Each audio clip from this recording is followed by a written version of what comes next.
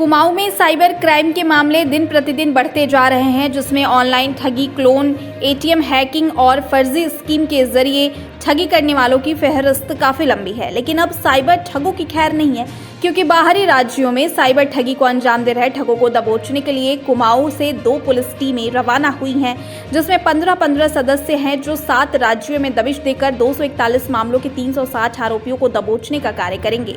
सभी आरोपी नैनीताल और उधम सिंह नगर जिले में हुई साइबर ठगी के मामलों में वांछित हैं। कुमाऊं डीआईजी डॉक्टर नीलेश भरड़े ने आज टीमों को रवाना करने के बाद बताया कि पहली टीम में निरीक्षक पूरन राम आगरी के नेतृत्व में 5 एसआई, 5 हेड और 8 कांस्टेबल शामिल रहेंगे, जो बिहार, पश्चिम बंगाल और ओडिशा के लिए रवाना हुई है।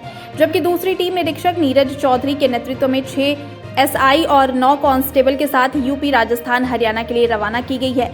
टीमें बिहार में 31 मामलों के 40, पश्चिम बंगाल में 68 मामलों के 114, असम में 19 मामलों के 26, ओडिशा में 22 मामलों के 27, यूपी में 60 मामलों के 93, राजस्थान में 18 मामलों के 29, हरियाणा में 23 मामलों के 31 सहित कुल 241 मामलों के 360 आरोपियों की तलाश करेगी। ये पिछले कुछ समय से हमने जैसे 2022 के वो पूरे जो क्राइम हुए हैं कुमाऊं रीजन में, तो उसका आकलन किया, तो इससे देखने को हमें आया कि 50% से ज़्यादा जो केसेस हो रहे हैं वो आईटी एक्ट के हो रहे हैं, आईपीसी में कुल। तो सबसे ज़्यादा बड़ी चुनौती अभी जो पुलिस के सामने है वो साइबर के ऊपर सबसे बड़ी चुनौती है। तो इसमें दिक्कत यह है कि जो साइबर ठग है ये भारत के अलग अलग कोनों में बैठे होते हैं, इनकी आइडेंटिटी खोजना, केस को वर्कआउट करना, ये एक बड़ा मुश्किल काम है, क्योंकि इनका बड़ा सिंडिकेट कार्टेल नेटवर्क बहुत स्ट्रांग होता है। कई नाम के फर्जी अकाउंट्स होते हैं, सिम कार्ड्स होते हैं, तो इस तरह से ये बैंक अकाउंट्स तो बहुत मुश्किल होता है इनको ट्रैक करना। खासकर जैसे ये जामताड़ा, मेवात ऐसे जो बने हैं इनके सेंटर्स, तो वहाँ पर हमने जो है केसेस पहले इनको सबसे पहले तो वर्कआउट करा।